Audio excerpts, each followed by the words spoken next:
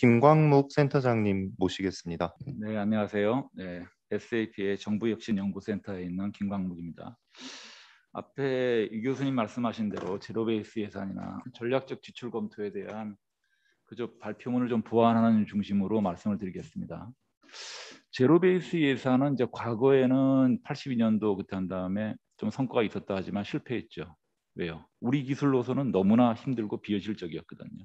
근데 그 당시에는 그럴 수밖에 없었어요. 하지만 지금은 그 생각을 좀 달리 하셔야 됩니다. 무슨 얘기냐 하면 우리나라가 이제 개도국에서 선진국으로 들어섰다고 보도를 많이 나오잖아요. 사실은 지난 10여 년 전부터 어떠한 국제적인 기준에 따라도 우리나라는 개도국이 아니었어요. 이미 벌써 선진국으로 들어왔는데 앞으로 선진국답게 더욱 발전을 해 나가려면 또는 진정한 의미의 선진국이 되려면 이제는 제로 베이스 예산이라든지 이런 것에 대한 철학을 진지하게 고민할 때가 왔어요. 개혁해야 될 때가 왔어요. 그래서 이번에 이제 선진국형 예산이 뭐로 발전하며 이런 얘기하는데 도대체 개도국형 예산은 뭐고 선진국형 예산은 뭐냐? 크게 세 가지로 볼 수 있어요. 우선 목적에서 내용을 살펴보면 개도국은 경제 성장과 경제 투자에 집중해요. 그럴 수밖에 없죠. 발전해야 되니까요. 그리고 그 과정에서요 문제점들이 많이 나오기 때문에 우리 역사를 보세요. 그때마다 하나씩 덧붙여 가잖아요. 2년 전쯤에지만 뭐 예를 들어 무슨 특별회계 만들고 또 예산은 계속 늘어가기 때문에 통제 중심으로 세부 사업 위주로 편성하고 그럴 수밖에 없어요.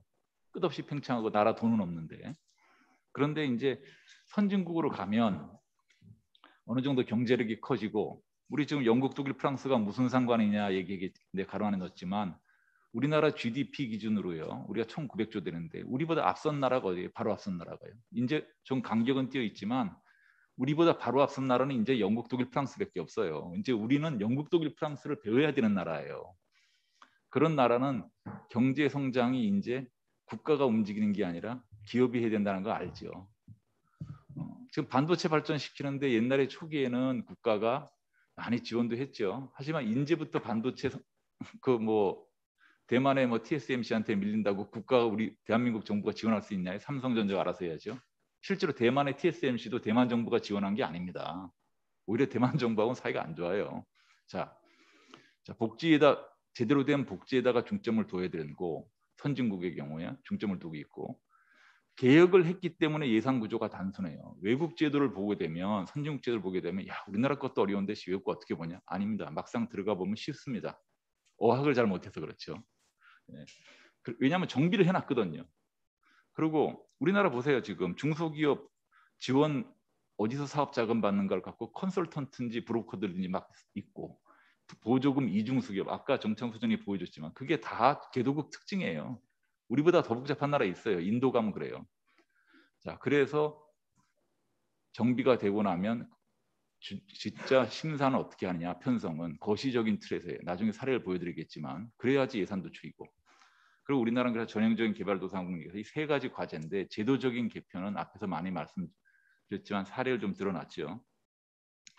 아까 저 정창 소장님 말씀 많이 하셨지만 이제 팽창하는 뭐 공기업, 중앙지방 문제, 일반에게 특별하게 기금 한 100개 가까워지고 있는데 지금 90몇 개인데 아마 100년 전 뒤쯤 돼서 한국의 재정사를 보면 우리 저희 후손들이 그럴 거예요. 우리 저 조선시대에 삼정의 문란을 뺨치니까 지금 그렇지 예산이 100개 실질적으로 한 100개가 가까워지는데 나라를 어떻게 운영했을까? 그거 굉장히 궁금할 거예요.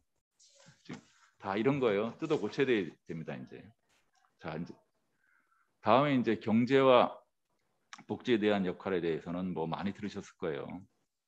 자 초기 산업 국가는 초기 산업 투자하고 농업인이나 중소기업 사회적 약자 지원에 이제 그런 방향으로 가야 된다. 한 예를 하나 들어볼게요. 지금 반도체 지원 문제예요. 우리 국가 얼마 전에 신문 보니까 뭐 반도체 예산 국가에서 깎았다고 난리인데 그 어떤 뭐 대학 교수님 쓰셨던데 그런 시대 아닙니다 지금. 삼성전자가 투자해야죠. 국가 할 게 아닌데 양자 기술 같은 게 오히려 지금 해야 될 겁니다. 지금 떠났는데 프롬 디지털 투 퀀텀 해놨는데 우리 저 아날로그에서 디지털로 왔잖아요. 근데 앞으로 30년 안에는요. 디지털한 말이 촌스럽게 느낄 겁니다. 지금 요거는 제가 만든 말이 아니에요. 올 4월 달에 그 과학기술관계 장관회의에서 장관이 양자기술 지원 계획안 할 때 표지에 붙여놓은 겁니다. 실제로 그렇습니다. 앞으로 30년 뒤쯤 되면 세상 바뀝니다. 지금 2018년도 지금 미국, 중국 이런 데가 보면 전부 다 양자 기술에 엄청 투자하고 법도 새로 만들고 있거든요. 우리도 쉽게 얘기해서 그냥 슈퍼컴퓨터가 그 얘기 많이 하죠. 저 100만 년 동안 계산할 것이 양자 컴퓨터가 200초 만에 계산하거든요. 전 세계 모든 암호책이 다 바뀌고요. 그래서 같이 쓰는 말이 게임 체인저예요. 그래서 이 문제에 대해서는 우리가 굉장히 신경을 써야 돼요. 지금 과학기술정보통신위원회 관련 위원 입법이 있는데 조속히 심사를 할 필요가 있어요. 자, 이런 걸 국가가 해야 되는 거죠. 그러니까 개발 독재 시부터 쭉 나왔던 경제산업 지원 예산들, 기금들 다 제로 베이스에서 재검토해야 돼요. 아직 이 마인드가 공무원들이나 국민들이 그대로 갖고 있어요. 예를 들어서 수도권의 교통난과 주택난 문제 어떻게 해결할 것이냐. 예산 투입 왕창하죠. SOC나 주택 공급. 근본적인 해결책이 될 거라고 생각하면 착각입니다. 수도권에 일자리가 다 있기 때문에 물론 어느 정도 주택 공급하고 교통 근로자들의 교통 문제를 해결해 줘야 되겠지만 수도권에 일자리가 있는 한 전국에서 유일하게 계속 인구는 몰려듭니다. 국가 균형 발전 정책에 따라서 지금 공공기관들은 많이 갔지만 보다 근본적으로는 수도권에 있는 회사들, 공장들이 지방으로 이전해야 돼요. 강제로 할 수 있는 건 아니니까 과감한 조세 감면해야죠. 우리 삼성전자 이번에 미국에다 공장 지은 거 보셨죠? 미국은 하잖아요. 딴 나라들. 그래서 사람들이 수도권에 거주하려고 하는 다들 수도권에 몰려드는 게 일자리 때문에 그런 건데요. 본질적인 문제. 다음 쪽입니다. 복지에 대해서도 좀 드릴 말씀이 있어요. 지금 이 문재인 정부 들어와서 복지 예산이 많이 늘었어요. 그래서 앞으로 많이 늘어서 좋다 하지만 지금 복지 정책에 대해서 기본적으로 좀 바꿔야 될 게 있습니다. 선진국형으로요. 아동, 노인, 장애인 사회적 약자를 지원하는 게 복지다. 그거는요 선진국 아니라 개도국 더 가난한 나라들도 다 하려고 하는 거예요. 국가의 기본적인 거고요. 지금부터는 일반 시민을 위한 복지가 필요해요. 주거복지, 교육, 연금 이 세 가지는 3대 과제입니다. 이 국가의 이제 선진국 같은 경우 국가의 기본적인 의무고 국가가 기본적으로 해결해 줍니다. 이거다.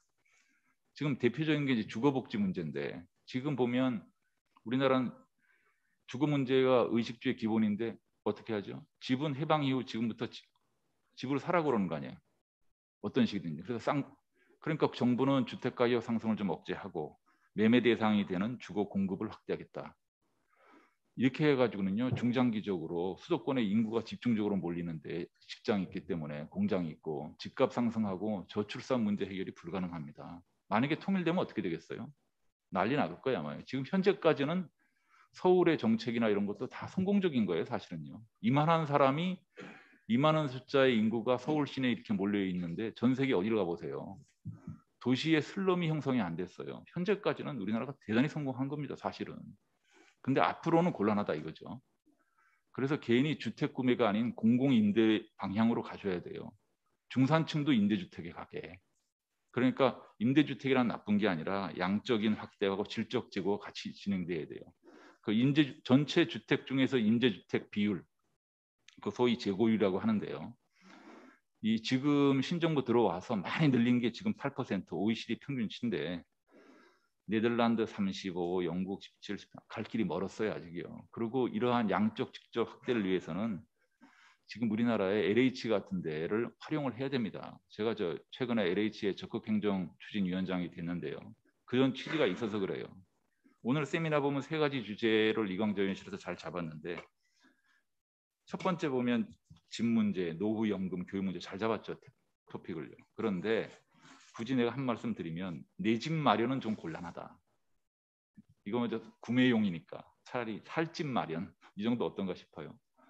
그저께 SAP에 있는 그 스웨덴에 있는 스웨덴 출신 직원하고 얘기를 하는데 스웨덴에는요 이제 월세 시장이 있잖아요. 스톡홀름 안에 월세 시장의 80%를 갖고 공기업이 공급을 한답니다.